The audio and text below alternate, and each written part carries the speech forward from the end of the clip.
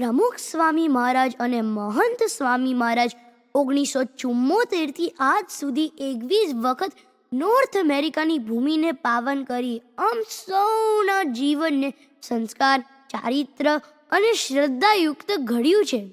આવો ચારિત્રયુક્ત સમાજના ઘડવૈયાને હર્ષે વધાવીએ. હે સ્વામી બાપા, આપના અનંત ઉપકાર બદલ હૃદયપૂર્વક આભાર.